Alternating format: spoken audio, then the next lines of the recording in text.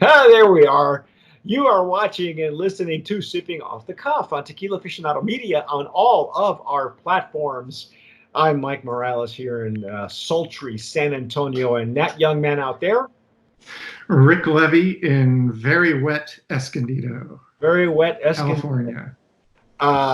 Rick and I will be doing some social distancing, as you folks probably are, and that's okay. Social distance with us. But today we are going to taste and discuss and dissect the entire line of Adictivo. You may have seen this twisty, bendy bottle. This kind of bottle of the buildings. It reminds me of the buildings in Inception or Yeah. Strange, where they So, rotate like this and melt. bottled by Frank Gehry. Yeah, bottled by Dali. Anyway, I gotta say though, Rick, I know you'll at least agree with me here. I gotta name it as Brand of Promise nominee in the packaging. You have to admit this is really unique. It's a very unique Yeah. bottle. It's twisty, it's bendy, but what we're gonna do, if we're gonna taste it first, then we're gonna dissect and give you all the ins and outs because people want to know what it tastes They like. did really nice work with the paper label too. Yes. It's, heavy quality textured, it's embossed, um, hand numbered. Uh, Yeah, and signed by the brand owner, who is Gildardo Partida, who Rick will fill you in on all the ins and outs of the family, because I have a hard, unless I have a score sheet, I can't keep track of these people, because it's a lot of it'll get confusing, but follow us here, okay, folks. This is the Plata, the Blanco rendition, and if you've watched this, Rick and I a while back, a season or two ago, we tasted and discussed it. We tasted and dissected Cava de Oro, and also another brand that comes that has come out of the family of distilleries that this tequila comes from, and so you know. We, all the bottles will have an additional amount of alcohol in the stopper. Okay, this is more tequila here. If you can figure out how to get it out of the stopper, that's great. But yeah, you got to pull off. There's like a plastic cork in there. You got to like get some pliers or something and pull out, and then you can get at it. okay, yeah, don't use your teeth. I believe it's the same way with Cava de Oro because they Yeah, have the there's little like a ring. bonus top as well. Yep. Um, I don't know if you can see the legs and tears on this, but it's rather clingy. Kind of Ooh. they rather thick. And is it just me, Rick, or is it the bottle that's giving the this Blanco kind of a yellow, kind of a light straw tinge? Yeah, well, this Plata is rested 3 weeks in French oak. Oh, okay. So basically it's a Blanco Suave.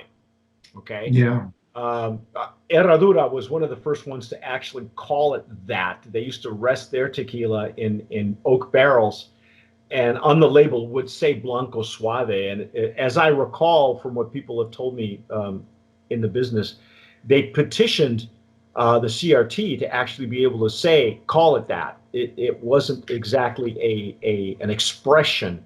So thank you for clarifying that, because um, I I was wary about that color. It's not as clear as other blancos and platas. So Right.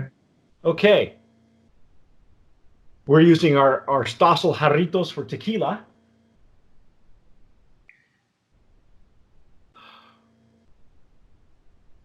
A little alcohol down the center there. At first blush, though, it's a pleasant aroma. Yeah, I'm it's not picking up bad at all. some agave. It's not the super bright agave because it has been kind of the edges are rounded off a bit because it's had those 3 weeks in the French oak. Right. They're really big. Gildardo Partida, from what we've seen on his Facebook page, he's really big on French oak. That's almost the whole entire line is like very French oak influenced.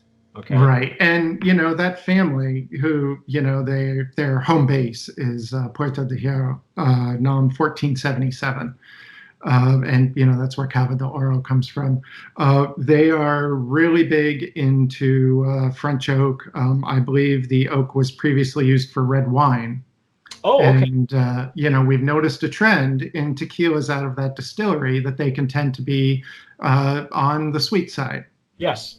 Yeah. On the thicker and the sweeter side. Well, I love the nose is very pleasant. I'm not put off by the nose. There's kind of like it's a balance, I think, of the agave that we get. Kind of there's like a little bit of a lime zest. I think that I'm getting off the top, like a fresh agave maybe. But certainly the wood notes are there. The sweeter wood notes in the aroma are there.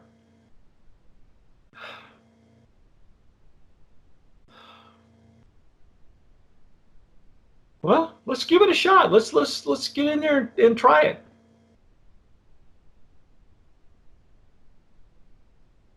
Hmm.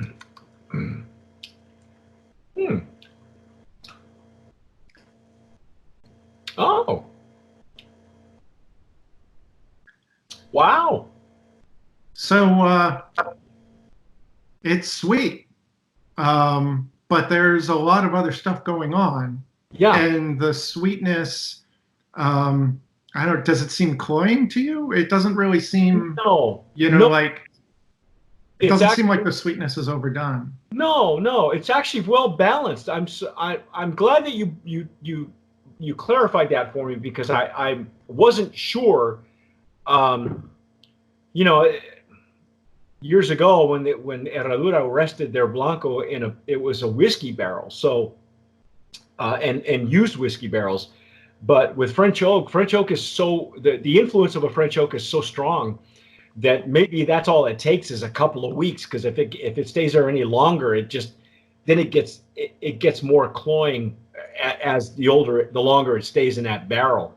This is well done. I didn't want to like it because of our past experience with the distillery, Well, and that said, though, Puerto de Hierro is the home of Gran Reserva de Don Alberto. Yes. Which, we really fell over ourselves. Yeah. When we reviewed this. That was the Joven that we tried. Right. So Alberto Partida, I believe he's the master distiller at Puerto de Hierro. And then Gildardo Partida Melendres and Leticia Hermosillo Rebelero are the distillery owners, the couple that owns it. And so I believe, we'll say Gildardo Sr., I believe he's more on the Agavero end. Right. And Leticia is on the business end. And then Alberto is the master distiller for, I believe, most of the brands that come out of there. And he produced his own Gran Reserva de Don Alberto, which we also thought was, quite a huge departure from what we've had of other brands out of there, like Cosa Salvaje and brands like that. Right. And so, again, a nice surprise.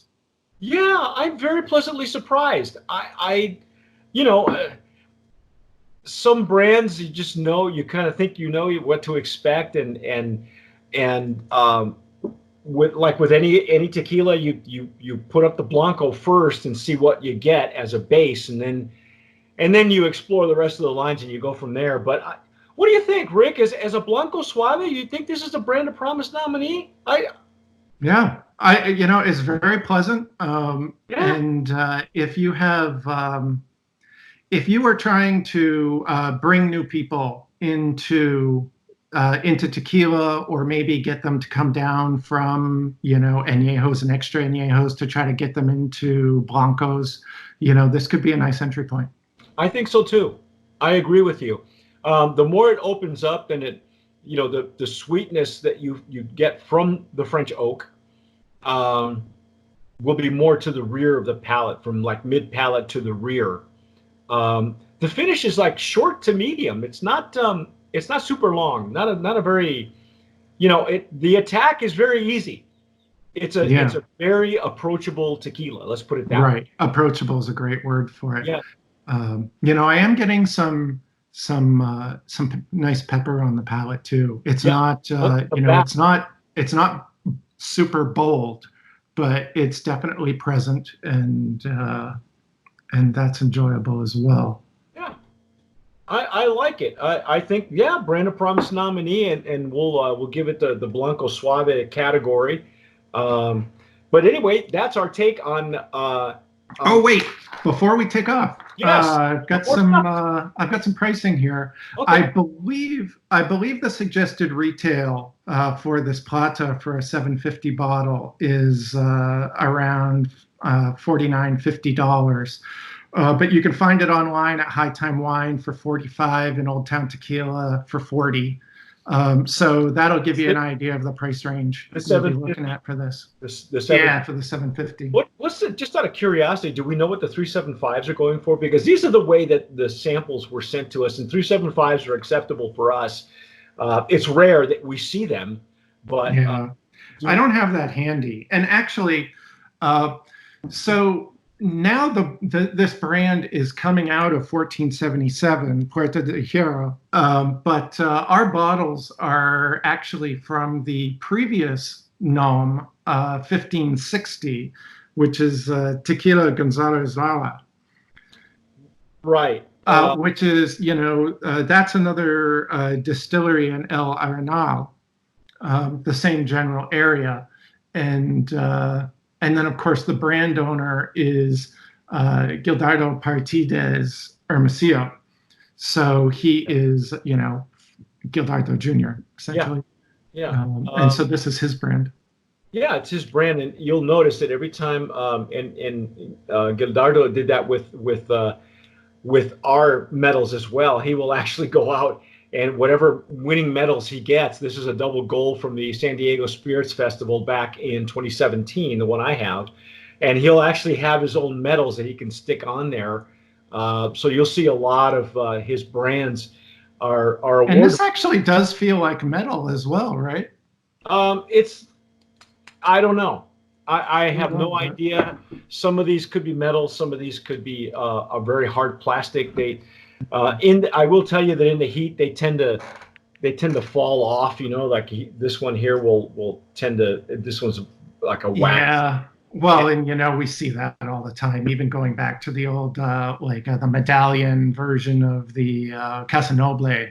Yeah. They were always popping off when the, Yep. Thermal changes in the glue they'd use and it fall off. Oh, the But weather. Here in yeah, Texas, once it starts getting hot, all your metals fall off. you can't hold it against them. Nah, heck no. Anyway, that's our take on Adictivo Blanco Suave, and stick with it because we will be back with more of the line of Adictivo.